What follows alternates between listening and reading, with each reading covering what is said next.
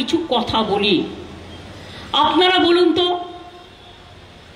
যারা এ আজাদি ঝুটা হ্যাঁ বলতো, তারা স্বাধীনতা দিবসের মর্যাদা বুঝবে কি করে? স্বাধীনতা দিবস পালন করেছেন কোনোদিনও? সরকারে থাকাকালীন 2 বছর পালন করেছিলেন বামফ্রন্ট সরকারের 34 বছর রাজত্বকালের শেষে 2 বার, সেখানেও একবার উল্টো পতাকা লাগানো হয়েছিল। আর বিজেপি দলটা তো তখন জন্মগ্রহণই করেনি, স্বাধীনতার কথা জানবেন কি করে? পেয়ে গেছে ক্ষমতা, চলে এসেছে ক্ষমতায়, তাদের কাজ দেশটাকে ছিন্ন বিচ্ছিন্ন করা, সমাজটাকে ছিন্ন বিচ্ছিন্ন করা, ধর্মের নামে বিভেদমূলক আচরণ করা, মানুষে মানুষে ভেদাভেদ লাগিয়ে দেওয়া, ধর্মে বর্ণে জাতিতে জাতিতে ভেদাভেদ লাগিয়ে দেওয়া। তারা ঐক্য চায় না। এই জিনিস বেশি দিন চলে না। এবং তাই জেনে রাখবেন, আমি দুঃখিত আজকের দিনে কথা বলতে হচ্ছে, কিন্তু বলতে আমি বাধ্য হচ্ছি তার কারণে তাদের আচরণে, যার জন্য এবার মোদিজি মেজরিটি একক পায়নি, অনেকের উপর নির্ভর করে তাকে পা দিয়ে চলতে হচ্ছে। আগামী দিন যেই কেউ কেউ পা সরিয়ে নেবে, এই গভর্নমেন্টটাও পড়ে যাবে, এটা মাথায় রাখবেন। একটা মিথ্যে কথা বারবার বলতে বলতে, লেবু কচলালে যেমন তেতো হয়, লেবু যত কচলাবেন রসটা বেরিয়ে যাওয়ার পর যদি আপনি লেবুটা বারবার কচলান, সেই লেবুটা কিন্তু তেতো হয়ে যায়। মাথায় রাখবেন। যদি আমি আপনাদের জিজ্ঞেস করি 2-3টি ঘটনা, যে আমরা কোনটা করিনি, কোন কাজটা করিনি, কোন সমবেদনাটা জানাইনি, কোন অ্যাকশনটা নিইনি। ঘটনা যখন ঘটেছিল আমি ঝাড়গ্রামে ছিলাম, আমি ঝাড়গ্রাম থেকে ফিরছিলাম, হঠাৎ খবরটা গাড়িতে আস্তে আস্তে জানতে পারলাম। জানতে পেরেই সঙ্গে সঙ্গে আমি কলকাতা পুলিশ কমিশনার বিনীত গোয়েলের সাথে যোগাযোগ করলাম। ওরা তখন আমাকে রিপোর্ট করলেন যে আমরা এখানে আছি হাসপাতালে, ওনাদের বাবা মাও এসছেন। আমি বাবার সাথে কথা বললাম, বাবা বললেন একটু মায়ের সাথেও কথা বলুন। মায়ের সাথেও কথা বললাম এবং তাদের আমি বলেছিলাম যে পুলিশ তদন্ত করবে এবং আমি ওদের ফাঁসি চাই। আমি সেই কথা প্রথম দিন থেকে বলে এসেছি, আজও আমি এটাকে স্টিক করি। এবং আমি বলেছিলাম আমি আপনাদের বাড়ি খুব শীঘ্রই যাব। যেহেতু ওনাদের একটা কাজ ছিল, পারিবারিক কাজ থাকে জানেন মৃত্যুর পর, সেই সময়টা ডিস্টার্ব করাটা ঠিক হতো না। সোমবার রবিবার দিন মনে হয় সম্ভবত কাজটা ছিল, তাই সোমবার দিন আমি তাদের বাড়িতে গিয়েছিলাম। আর ঘটনাটা ঘটেছিল কবে? সম্ভবত শুক্রবার। আমি ওনাদের বাড়ি সোমবার গিয়েছিলাম। ততক্ষণ পর্যন্ত পুলিশ, সেদিন রাতের ঘটনা শুনুন, আমার সাথে 100 বার কথা হয়েছে, মিনিট টু মিনিট। আমি সারা রাত ঘুমাইনি। আমার সাথে পুলিশ কমিশনার রাত 2টো পর্যন্ত কথা বলেছেন। এমনকি তার ডেড বডি যতক্ষণ ক্রিমেশন না হয়েছে, পুলিশ এসকর্ট করে ডেড বডি নিয়ে গেছে এবং সারা রাত জেগে তারা সিসিটিভি থেকে শুরু করে, জুডিশিয়াল ম্যাজিস্ট্রেট ডাকা থেকে শুরু করে, ভিডিও করে রাখা থেকে শুরু করে, তার পরের দিনও ডিএনএ টেস্ট থেকে শুরু করে, স্যাম্পল কালেকশন থেকে শুরু করে, শুনে রাখুন গত 1 মাসের সিসিটিভি আমি যেটা শুনেছি, পুরো খতিয়ে দেখার জন্য কে আসছে, কে এসেছে, কে না এসেছে, 164 জনকে অ্যাপয়েন্টমেন্ট করেছিল তারা। এবং 12 ঘন্টার মধ্যে আসল যে খুনি তাকে জেরা করে, তার এভিডেন্স পেয়ে তাকে জেরা করে 12 ঘন্টার মধ্যে তাকে অ্যারেস্ট করা হয়েছে। এবং শুধু তাই নয়, আমি রবিবার পর্যন্ত সময় দিয়েছিলাম, একটা ইনভেস্টিগেশন করতে একটু টাইম দিতে হয়। আমি হেলথ ডিপার্টমেন্টকে বলেছিলাম ইনভেস্টিগেশন করুন। আমি এমনি এমনি লোককে অ্যাকশন নিতে পারি না উইদাউট ইনভেস্টিগেশন, এটা মিনিমাম কার্টিসি। অনেক সিনিয়র ডাক্তারও আছে, অনেক জুনিয়র ডাক্তারও আছে। আমি জুনিয়র ডাক্তারদের যেমন ভালোবাসি, আমি সিনিয়র ডাক্তারদেরও রেসপেক্ট করি। আমি হেলথ ডিপার্টমেন্টকে বলেছিলাম আপনারা একটা তদন্ত করুন, করে দেখুন কার কার নেগলিজেন্স আছে। আমি আপনাদের 48 ঘন্টা টাইম দিলাম। 48 ঘন্টা টাইম দেওয়ার পরে তারা আমাকে যখন জানালো, আমি সবাইকে একধার থেকে ট্রান্সফার করে দিলাম, আমি কাউকে ওখানে রাখিনি।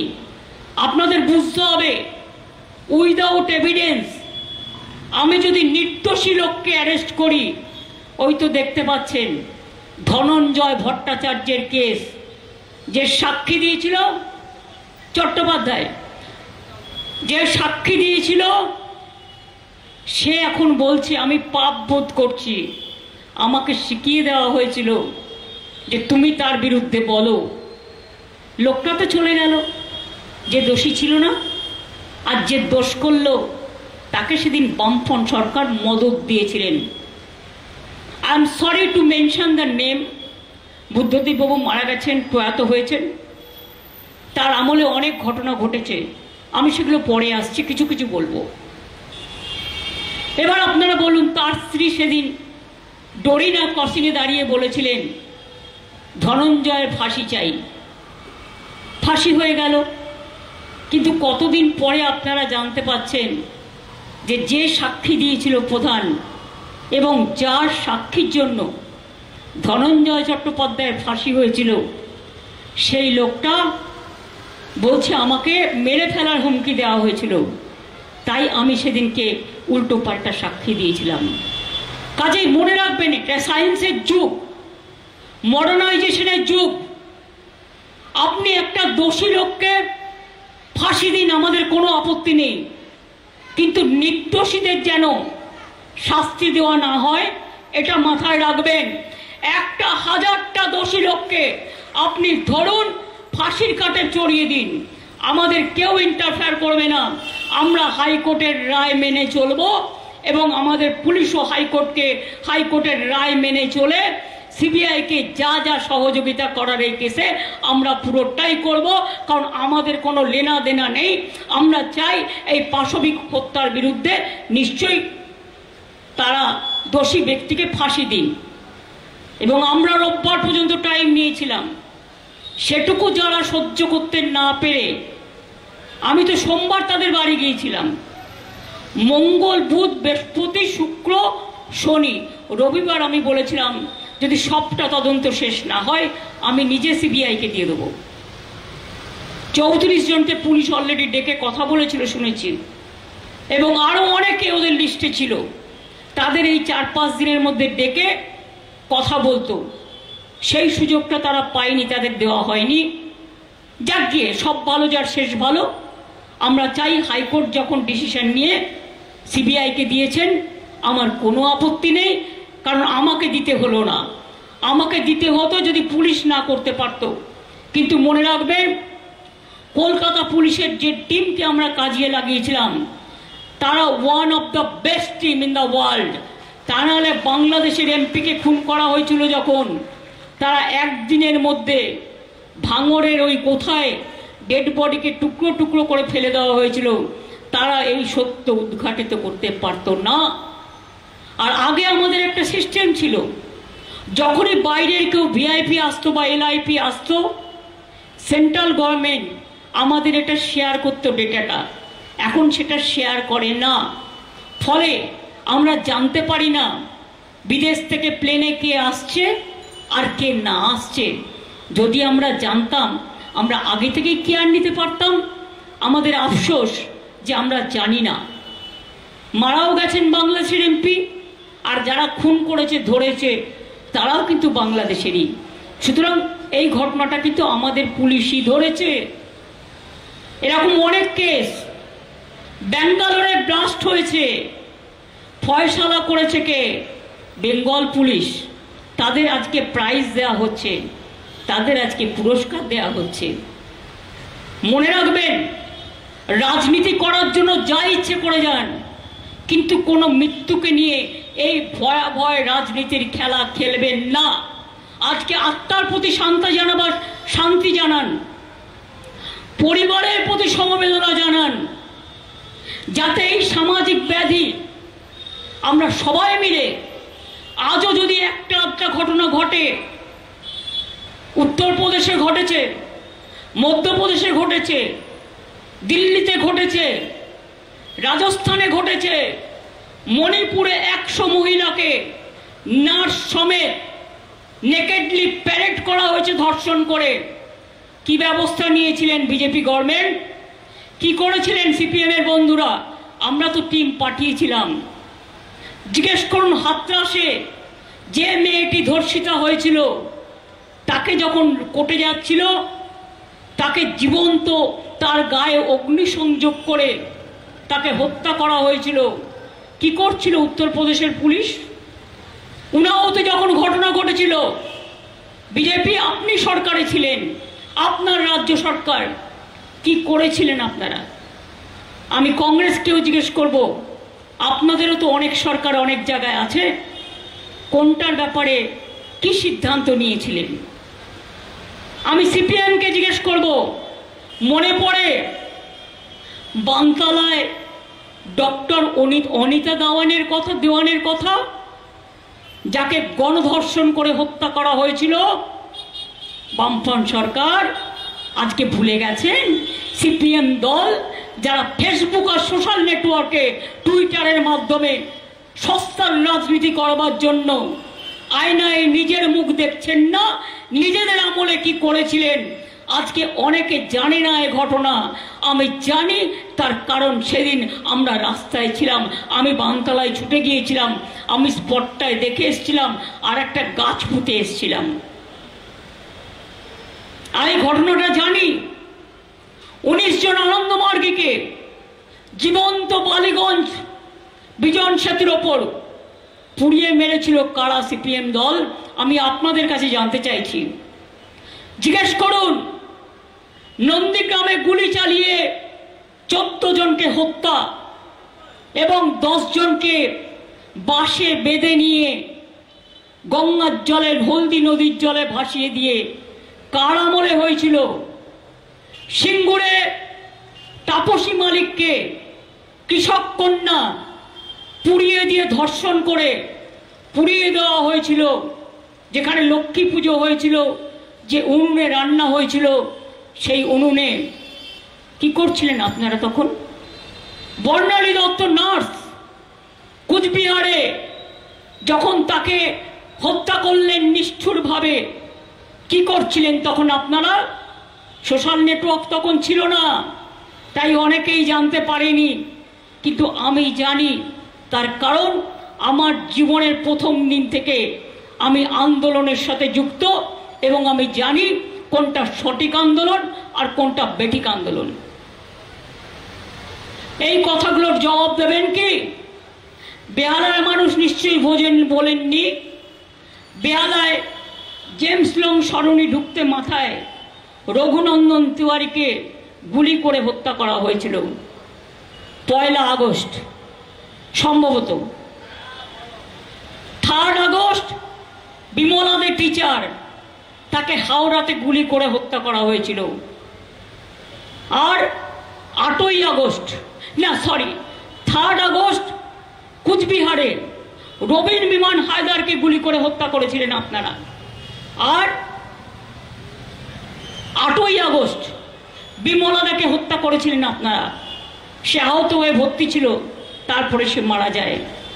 শান্তিপুরে কত গুলি চালিয়ে কৃষক মেরেছেন, রাজারহাটে কৃষক মেরেছেন কত। সারা বাংলায় ছড়িয়ে আছে আপনাদের নৃশংস হত্যা কাহিনী। কত মানুষের কঙ্কাল পুঁতে দিয়েছেন মাটিতে। একসাথে কেশপুরে কত মানুষকে হত্যা করেছিলেন। কঙ্কাল কাহিনী সব ভুলে গেছি আমরা। আর আজকে আপনারা রাস্তায় নেমেছেন একটা ঘটনাকে কোথায় দুঃখ জানাবেন, তার শান্তি কামনা করবেন, তার পরিবারকে সমবেদনা জানাবেন, তা না করে সিপিএম বিজেপি আপনারা রাজনীতি করছেন। ভাবছেন বাংলাদেশে একটা ঘটনা ঘটে গেছে, আমরা সেটাকে টেনে এনে যদি ক্ষমতা দখল করতে পারি। আমি বলি, আমি ক্ষমতার মায়া করি না। আমি মনে করি যতদিন বাঁচব মানুষের সেবা করে যাব, মানুষকে জাস্টিস দিয়ে যাব। যার জন্যই আমি ফাঁসির দাবি করেছিলাম এবং আমাদের পুলিশদের দিয়ে অনেক কাজ করিয়েছিলাম। তা সত্ত্বেও হাইকোর্টে গেলেন আপনারা। আপনাদের তো একজনই আছেন যিনি হাইকোর্টে গিয়ে ছাত্রছাত্রীদের কাছে টাকা খেয়ে তাদের চাকরিও নস্যাৎ করে দেন। 26,000 টিচারের চাকরিও হঠাৎ করে বাতিল করে দেয়। ওবিসি রিজার্ভেশনও আপনারা এই সমস্ত মামলা করে বাতিল করে দেন। একবারও ভাবলেন না এই লোকগুলো কোথায় যাবে? ছাত্রছাত্রীরা আমাদের বন্ধু নয়। তার মানে কি 26,000 শিক্ষক শিক্ষিকার চাকরি যাদের খাচ্ছেন তারাও কিন্তু নতুন যৌবন। তখন ভাবনাটা আসে না নতুন করে টিচার রিক্রুটমেন্ট 1 লক্ষ হতে পারে। আপনারা কোর্টে কেস করে করে প্রত্যেকটা আটকান। আর আমি ভেবে পাই না এটা বিচারালয়ের সিস্টেম কি ব্যবস্থা আমি জানি না।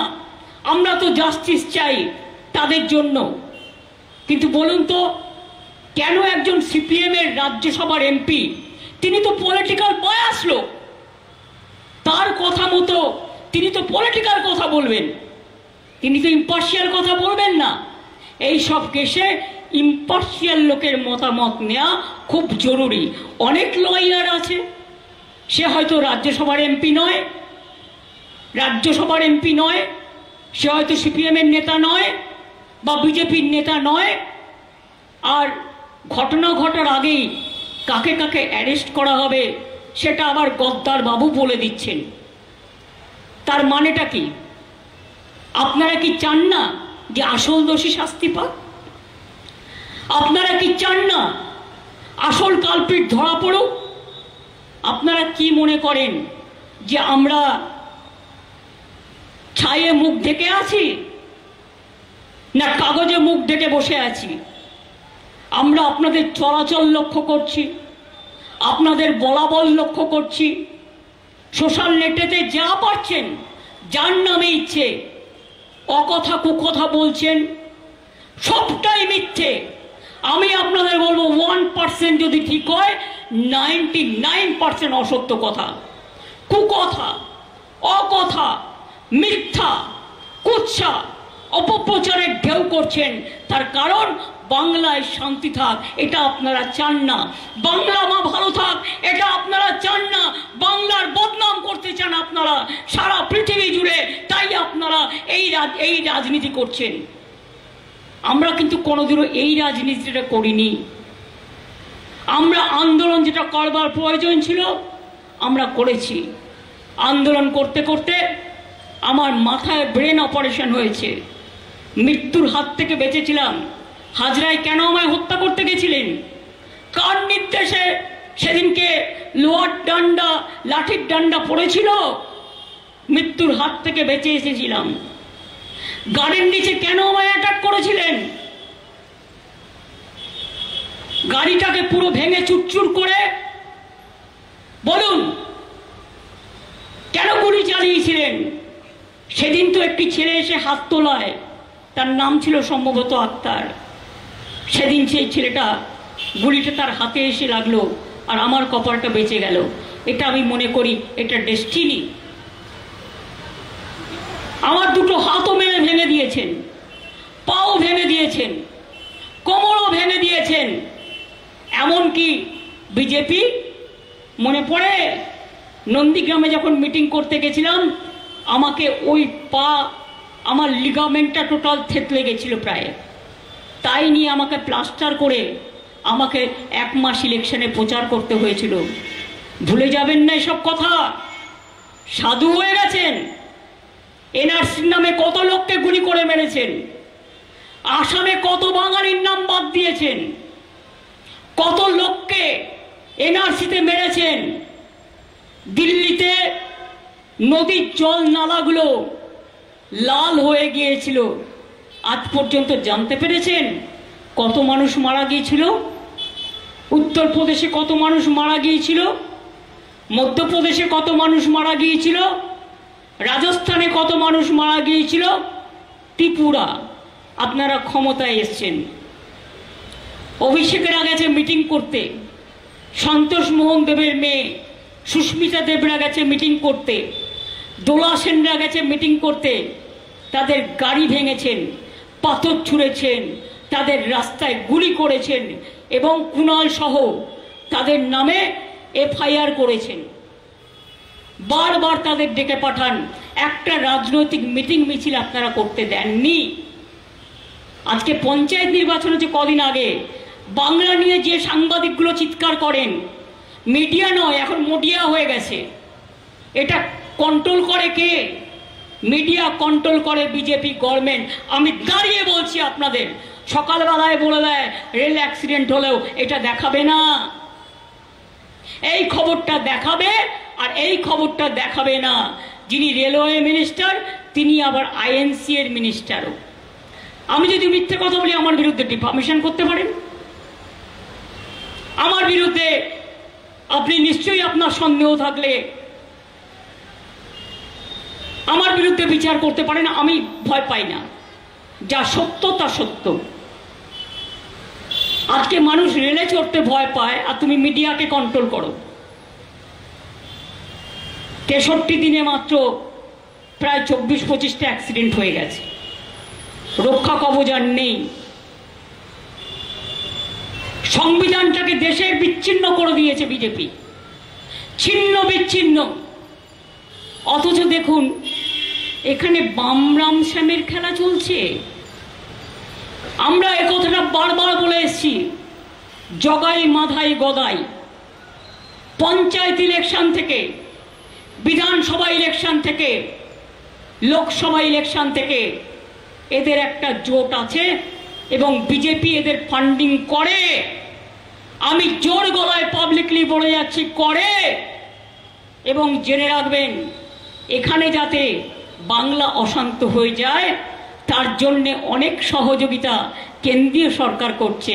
আর সিপিএম, তুমি যদি বিজেপি বিরোধী হও, তুমি বিজেপির হাতে তামাক খাচ্ছ, তোমার লজ্জা করে না? যৌথ মঞ্চ মানে কি? তোমরা সব কটা আছো, তোমাদের সবার রং এক। কিসের আদর্শ, কিসের নীতি, কিসের আন্দোলন? ভাবছো এই করে চলবে একতরফা? আমরা শান্ত আছি বলে, আমরা কিছু বলছি না বলে ওয়ান সাইডেড কুৎসা করবে, ওয়ান সাইডেড অপপ্রচার করবে। আমি দেখছি, শুধু দেখছি, লক্ষ্য করছি আর ভাবছি। আমি এমনকি সেদিন অস্বীকার করতে পারবেন না পরিবার, আমি বিনীত গোয়েল সিপিকে নিয়ে গেছিলাম আমার সাথে। যদি বাবা মার কোনো সন্দেহ থাকে তাদের থেকে তার কথা শুনবার জন্য আমি প্রায় 1 ঘন্টা ছিলাম।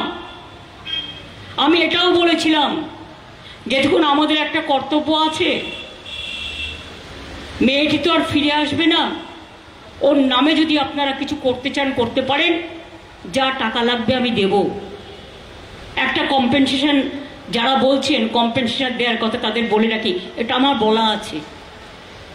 হ্যাঁ, আমরা 10 লক্ষ টাকা তো দিতেই পারি পরিবারকে, কিন্তু ওর মা যেটা আমায় বলেছে, I must be very clear, যে আগে মেয়ের বিচার হোক তারপরে আপনাকে বলবো।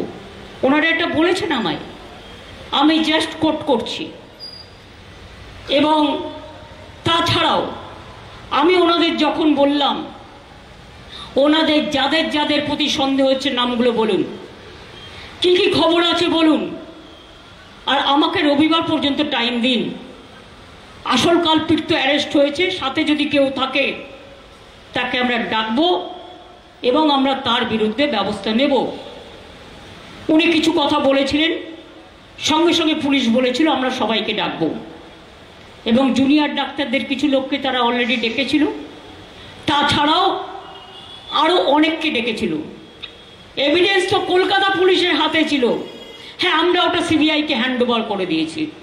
আমরা চাইব, যেহেতু আমাদের টার্গেটেড টাইম ছিল রবিবার পর্যন্ত, এই রবিবারের মধ্যে তারা কেস করে তারা ফাঁসি দেবে, এটা আমরা চাই।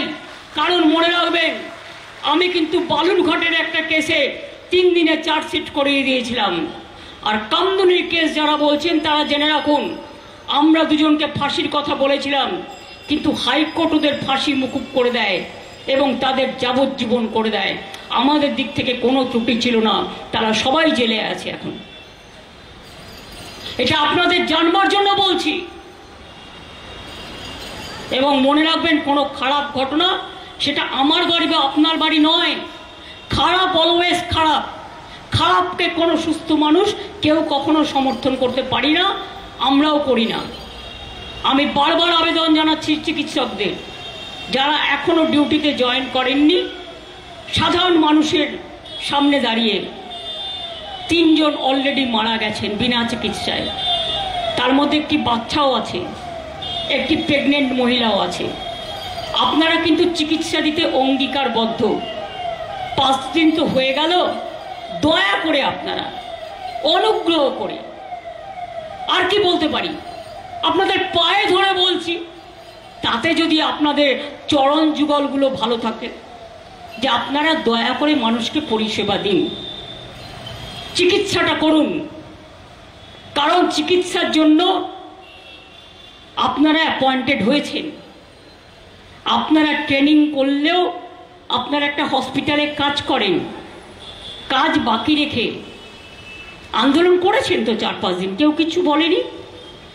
এরপর আসুন, কাজে নামুন, এটা আমার আবেদন থাকবে।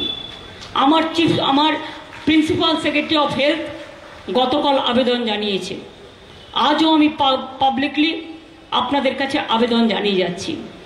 এখন সিনিয়র ডাক্তাররা অনেক জায়গায় পরিষেবা দিচ্ছেন, তাদের আমি কাছে কৃতজ্ঞ যে তারা যারা টিচিং করে তারাও কিন্তু সিনিয়র ডাক্তাররা আজকে পরিষেবা দিচ্ছেন। তার কারণ ওপিডিতে তারা থাকছেন এবং এমার্জেন্সিতে যতটা পারছেন তারা কাজ করছেন।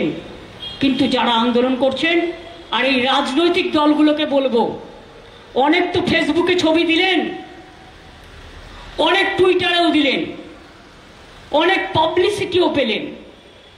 ভালো কাজ করলে তার পাবলিসিটি হয় না, আর খারাপ কাজ করলে আজকে পাবলিসিটিটা বেশি হয়।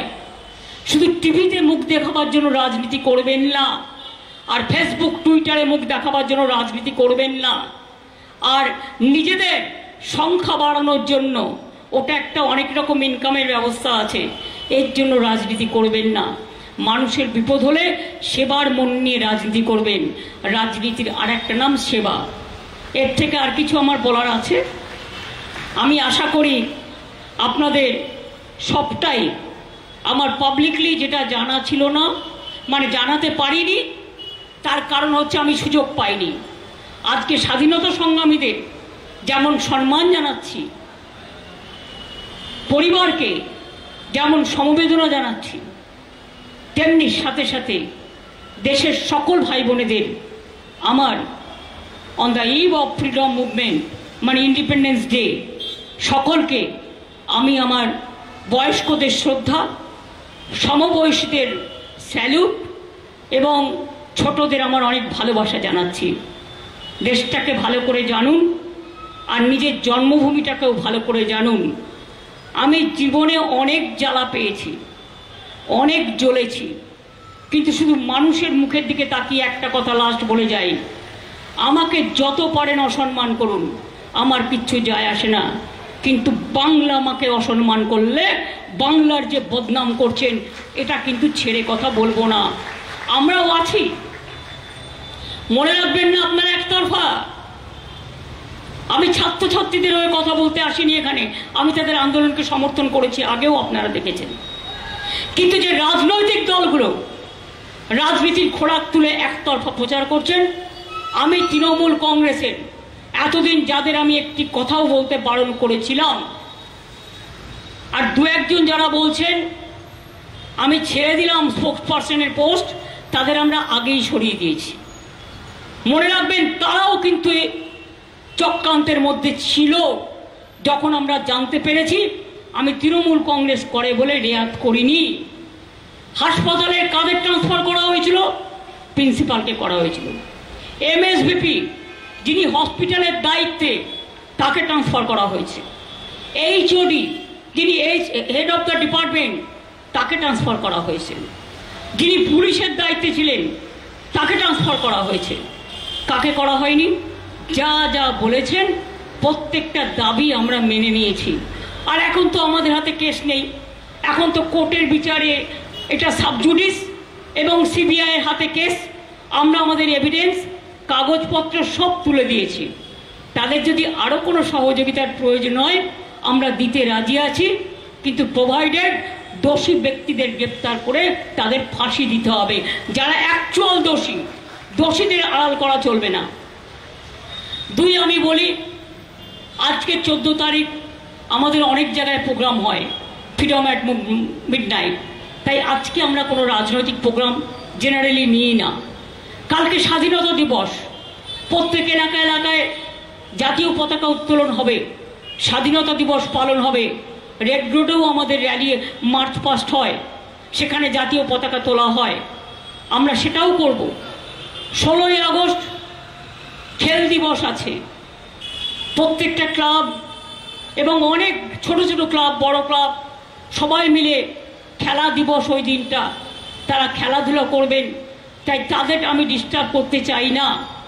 তাছাড়াও 16ই আগস্ট ময়দানে কোনো একটা মর্মান্তিক ঘটনা ঘটেছিল, সেই জন্য সেই দিনটাকে মনে রেখেই ওটা খেলা দিবস হিসেবে আমরা আগেই ঘোষণা করেছি।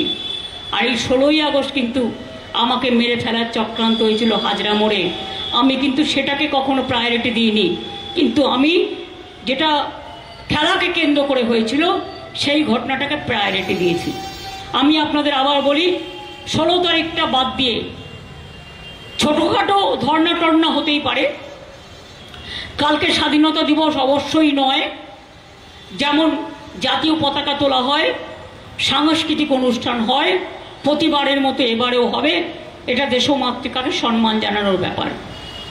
16 তারিখ খেল দিবস আছে বলে স্পোর্টসের ছেলেমেয়েরা অংশগ্রহণ করবেন, অনেক ক্লাব অংশগ্রহণ করবেন, আমি তাদেরটাও ডিস্টার্ব করতে বারণ করব বিকেল 4টে পর্যন্ত।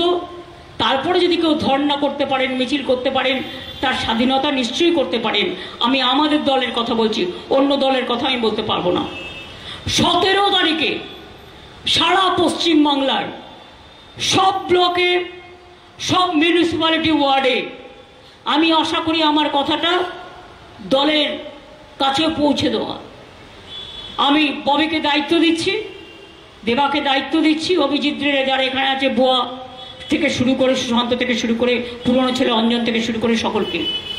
17 তারিখ বেলা 2টো থেকে 4টে পর্যন্ত সব ব্লকে ব্লকে, সব ওয়ার্ডে ওয়ার্ডে তৃণমূল কংগ্রেস বাম রামের চক্রান্ত, বাংলায় অশান্তি করার জন্য তাদের বিরুদ্ধে আমাদের মিছিল, মিটিং, আন্দোলন হবে।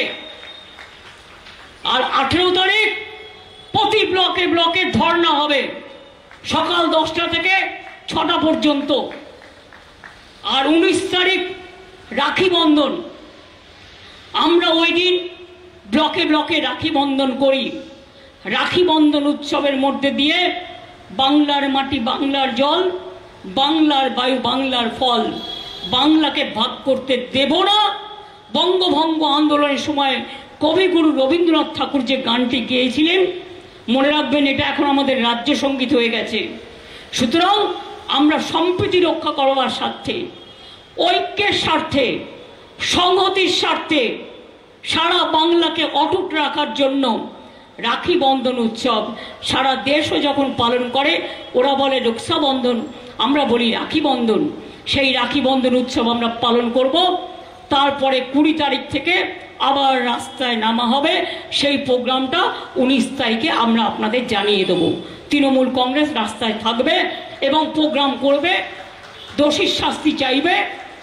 এবং বিশেষ করে রবিবারের পর হয়ে যাচ্ছে 19 তারিখ, সুতরাং ফাঁসির দাবিতে তৃণমূল কংগ্রেস প্রতি ব্লকে ব্লকে দোষীদের ফাঁসি দেওয়ার জন্য প্রতি ব্লকে ব্লকে কেউ ধর্ণা করবেন, কেউ মিছিল করবেন, কেউ মিটিং করবেন, কিন্তু প্রতিবাদ করবেন। এটা আপনাদের কাছে আমি বলে গেলাম। আপাতত এই প্রোগ্রাম আমি দিয়ে গেলাম। আবার 20 তারিখ থেকে কি প্রোগ্রাম হবে সেটা আমি রাখি বন্ধনের দিনে আপনাদের জানিয়ে দেব। আমি এটুকু বলে আবার বলি, আমাকে অসম্মান করতে আপনাদের খুব ভাল লাগে না? সারা জীবন ভেবেছেন ও তো নরম, ও তো মানবিক, ও তো সবার আগে কাজ করে, সারাক্ষণ সব নিয়ে পড়ে থাকে। ওকে আঘাত করো যাতে ওকে আমরা বারবার অসম্মান করতে পারি সারা বিশ্বের মানুষের কাছে। আমি বলবো ব্যক্তিগতভাবে আমাকে অসম্মান করুক, আমার কিছু যায় আসে না। আমি বিজেপির কাছে রাজনৈতিক সৌজন্য আশা করি না, আমি সিপিএম পার্টির কাছে রাজনৈতিক সৌজন্য আশা করি না, আমি আল্ট্রা লেফটের কাছেও আশা করি না, আমি কংগ্রেসের নেতৃবৃন্দের কাছেও আশা করি না। কিন্তু আমি আশা করি বাংলা মাকে আপনারা অসম্মান করবেন না, বাংলার বদনাম করবেন না। আর একটা মহিলার বিচারের দাবিতে যদি কোনো রকম কোনো ঘটনা ঘটে, ভাইদের দায়িত্ব নিতে হবে বোনদের রক্ষা করার। যারা যে প্রান্তে কাজ করেন তাদের কি একটা দায়িত্ব থাকবে না যে আমাদের বোনদের দায়িত্ব আমাদের ভাইরা নেবে? ভাই বোনের কখনো আলাদা হতে পারে না, ভাই বোন কিন্তু একসাথে চলে। ভাই না থাকলে বোন রাখি বন্ধন করবে কাকে? ভাই না থাকলে কপালে তিলক পরিয়ে ভাইফোঁটা দেবে কাকে? কাজেই আমি মহিলা এম্পাওয়ারমেন্ট বিশ্বাস করি। নারী শক্তিকে জাগ্রত যা বাংলা করেছে, যে শিক্ষা আমরা বিদ্যাসাগরের কাছ থেকে পেয়েছি, রাজা রামমোহন রায়ের কাছ থেকে পেয়েছি, সে শিক্ষায় শিক্ষিত হয়ে আমরা কিন্তু আজ সামাজিক সংস্কারের অনেক কর্মসূচি হাতে নিয়েছি। সেটা থেকে সিপিএমের খুব রাগ হয়, বিজেপির খুব রাগ হয়। তাই একটা ইস্যু পেয়েছে, ভাবছে ওই লঙ্কা কাণ্ডের মতো বানরের পেছনে আগুন লাগিয়ে দাও, যেভাবে করেছিল রামায়ণে আপনারা শুনেছিলেন। আমি এখানে বলি, এখানে লঙ্কা কাণ্ড করা অত সহজ নয়। মানুষ বুঝবে, আস্তে আস্তে আপনারা বুঝবেন আসল রহস্যটা কোথায়, চরিত্র হনন করছে কারা। এরা ছাত্র ছাত্রীরা নয়, এরা কিন্তু রাজনৈতিক দল পরিকল্পিতভাবে করছে। কারণ তারা মমতা ব্যানার্জিকে সরাতে চায়। আরে মমতা ব্যানার্জির সরতে রেল থেকে 2 বার সরে এসেছি, জাস্ট একটা কাঁধে ব্যাগ নিয়ে চলে এসেছি, আমার 1 সেকেন্ড লাগে। কিন্তু আমি অন্যায়ের কাছে মাথা নত কোনোদিনও করিনি, আর করবও না। এটা মাথায় রাখবেন। আমার মাথা নত করতে হলে আমি মানুষের কাছে করব, কিন্তু আপনাদের মতো জঘন্য মানসিকতার জঘন্য রাজনৈতিক দলের কাছে নয়। এটা মাথায় রাখবেন। আমি এটুকু বলে আবার স্বাধীনতা সংগ্রামীদের আমার শ্রদ্ধা, আমার প্রণাম, আমার সালাম, আমার জোহার, আমার নমস্কার, আমার নমস্কারিন্ডা, আমার ভানাক্কাম, আমি সব কিছু বলবো যে আমরা সকলকে সম্মান জানাই এবং আমাদের ছাত্র যৌবন মা বোনেরা, শ্রমিক, কৃষক সকলকে অভিনন্দন জানাচ্ছি আজকের দিনটার জন্য, কালকের দিনটার জন্য। স্বাধীনতা দিবসের আগে অনেক অনেক শুভেচ্ছা আপনাদের। মিডিয়াকেও অভিনন্দন জানাচ্ছি তাদের পরিবার পরিজনের জন্য। Thank you so much. অ্যাডমিনিস্ট্রেশনকে অভিনন্দন জানাচ্ছি, তারা অনেক কাজ করেছেন, আগামী দিনও করবেন এই বিশ্বাস আমি করি। অনেক অনেক ধন্যবাদ। নমস্কার। জয় হিন্দ, বন্দে মাতরম, জয় বাংলা, জয় বাংলা, জয় বাংলা।